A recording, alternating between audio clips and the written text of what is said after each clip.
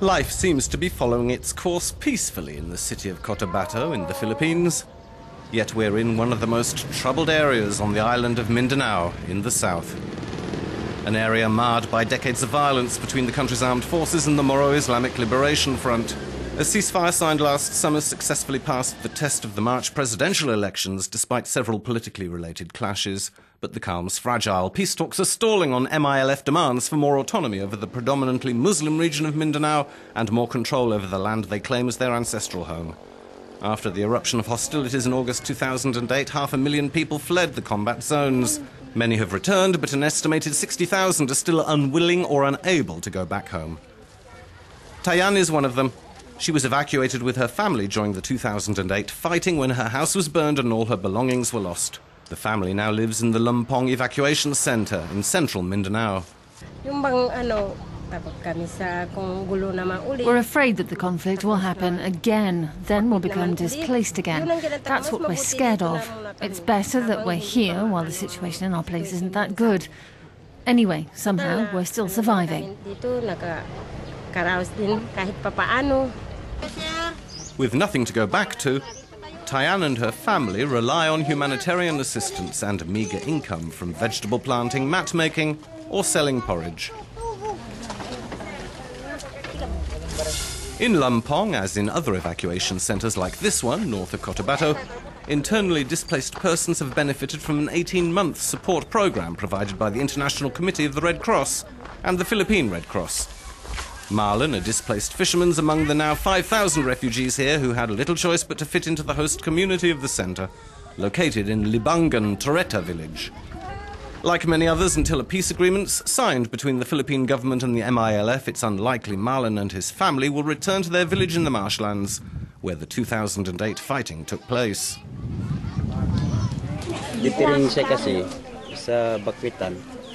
The difference with living in the evacuation centre is our privacy. We don't have any privacy, just like we can't plant different vegetables or crops here. And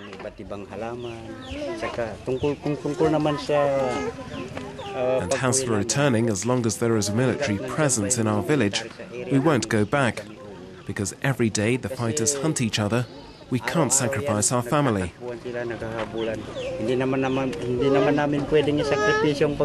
Mass distribution of food and household items to refugees ended last March. Further assistance to develop income-generating activities will be given to the most vulnerable families.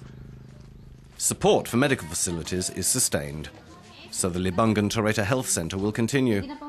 It's a place where refugees can find not only essential medicine and healthcare, but also a comforting ear. Since we were evacuated from our home, I've always been anxious, always thinking that something else might happen. I always feel tense, even now, but I find ways to unwind. Providing medicine and support to medical staff has been crucial. Rural health structures have been overwhelmed by the flow of displaced people, which increased the local population fivefold. Even before NGOs like the ICRC or MSF entered the picture, Rakma Usman had been running the centre and 4 others in the area. The other villagers that I'm assigned to sometimes get mad at me because I don't have enough time for them and I'm focused more on the displaced. I told them that we should help our people. They're very vulnerable because they don't have any money and they weren't able to bring things with them. So let's prioritise them first if your cases aren't as bad.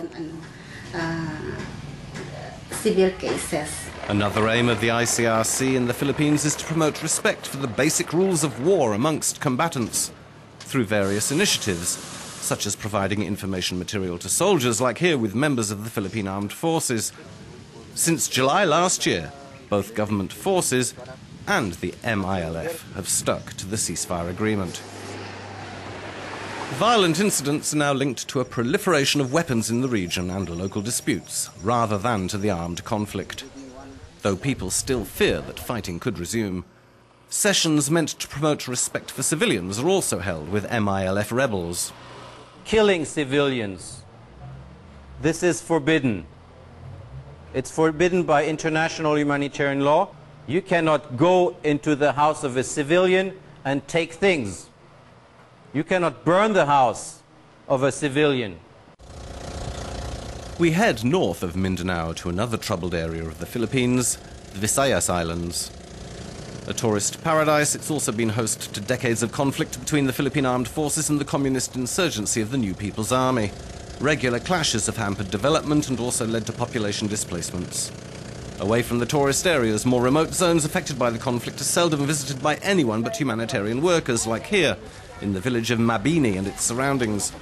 Local officials dare not come to this area. Fleeing small settlements caught up in the fighting, 86 families have fled to the main village.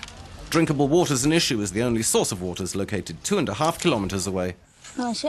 Water's a big problem for us. We have to look for safe drinking water all the time. Sometimes what we thought was drinkable turns out not to be safe when it's tested.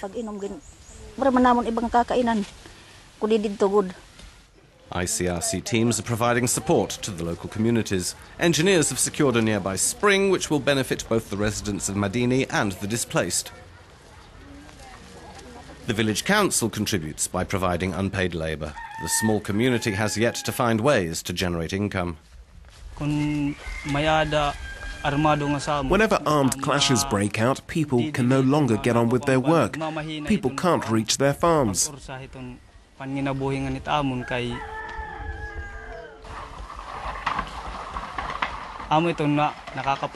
This is one of the factors that hampers our development. We're still waiting for more help so that our life here will improve. Their needs are all the more pressing as communities such as these are likely to be further affected by the floods of the approaching typhoon season, which have already started hitting the region.